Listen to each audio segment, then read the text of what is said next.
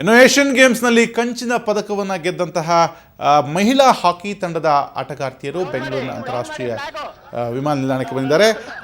ಇವರು ನಾವು ನೋಡ್ತಿರುವಂಥದ್ದು ಕಬಡ್ಡಿ ಆಟಗಾರರು, ಮಹಿಳಾ ಕಬಡ್ಡಿ ಆಟಗಾರ್ತಿಯರು ಈಗ ಬೆಂಗಳೂರಿನ ಅಂತಾರಾಷ್ಟ್ರೀಯ ವಿಮಾನ ನಿಲ್ದಾಣಕ್ಕೆ ಬಂದಿರುವಂಥದ್ದು. ಅಂತಾರಾಷ್ಟ್ರೀಯ ಆಟಗಾರ್ತಿ ಜಯಂತಿ ಹಾಗೂ ಇನ್ನಿತರ ಆಟಗಾರ್ತಿಯರನ್ನು ನಾವು ಸ್ಕ್ರೀನ್ನಲ್ಲಿ ನೋಡ್ತಿರುವಂಥದ್ದು. ಈಗಾಗಲೇ ಭಾರತ ತಂಡವನ್ನು ಮುನ್ನಡೆಸಿದ ಹೆಮ್ಮೆಯ ಅದರಲ್ಲೂ ಬೆಂಗಳೂರಿನ ಆಟಗಾರ್ತಿ ಜಯಂತಿ ಅವರಿಗೆ ಈಗ ಮೈಸೂರು ಪೇಟವನ್ನು ತೊಡಿಸಿ ಅವರಿಗೆ ಸನ್ಮಾನ ಮಾಡಲಾಗ್ತಾ ಇದೆ. ಹಾಗೆ ಸುಷ್ಮಾ ಅವರನ್ನು ಕೂಡ ನಾವು ನೋಡ್ತಾ ಇದ್ದೀವಿ ಈ ಒಂದು ಟಿವಿ ಸ್ಕ್ರೀನ್ನಲ್ಲಿ. ಹಾಗೆ ತಂಡದ ಕೆಲವು ಪ್ರಮುಖ ತರಬೇತುದಾರರನ್ನು ಕೂಡ ನಾವು ಈಗ ನೋಡ್ತಿರುವಂಥದ್ದು. ಈ ಬಾರಿಯ ಏಷ್ಯಾಡ್ನಲ್ಲಿ ಭಾಗವಹಿಸಿದ ಕನ್ನಡದ ಹೆಮ್ಮೆಯ ಕಬಡ್ಡಿ ಆಟಗಾರ್ತಿಯರು ಇವರು. ಹಾಗೆ ಮಮತಾ ಪೂಜಾರಿ ಕೂಡ ಈ ಒಂದು ತಂಡದ ಕ್ಯಾಪ್ಟನ್ ಆಗಿ ಮುನ್ನಡೆಸಿದವರು. ಅವರು ಇಲ್ಲಿ ನಾವು ಕಾಣಿಸ್ತಾ ಇಲ್ಲ, ಪ್ರಾಯಶಃ ಅವರು ಹೈದರಾಬಾದ್ನಲ್ಲಿ ವಾಸವಾಗಿರೋದ್ರಿಂದ ಅಲ್ಲಿಗೆ ತೆರಳಿರುವಂತಹ ಸಾಧ್ಯತೆ ಇದೆ.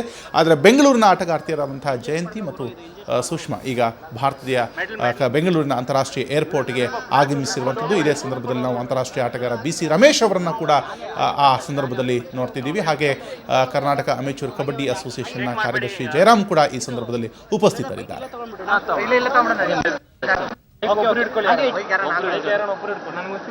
ಎಲ್ಲರೂ ಬೈಟ್ ಹಾಗೆ ಇಟ್ಕೊಳ್ಳಿ ಮೇಡಮ್. ನೀನು ಆ ಕಡೆ ಹೋಗು ರವಿ. ಅಣ್ಣ ಇಲ್ಲಿ ಕೊಡು, ನಾನು ಹಿಡ್ಕೊತೀನಿ ಕೊಡು ಮಂಜಣ್ಣ.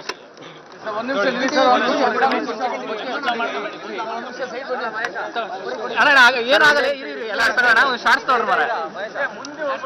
ಹಿಂದೆ ಹಿಂದೆ ಮಾಡ, ಹಿಂದೆ ಹಿಂದೆ ಹಿಂದಕ್ಕೆ ಬಾರೋ, ಹಿಂದಕ್ಕೆ ಬಾರೋ ಸರ್. ಸ್ವಲ್ಪ ಸೈಡಿಗೆ ಬನ್ನಿ ಸರ್. ಹಿಂದೆ ಹಿಂದೆ ಬಂತಾಳೆ ಮಹೇಶ್. ಇಲ್ಲ ಸ್ವಲ್ಪ ಹಿಡ್ಕೊತೀನಿ ಕೊಡಿ.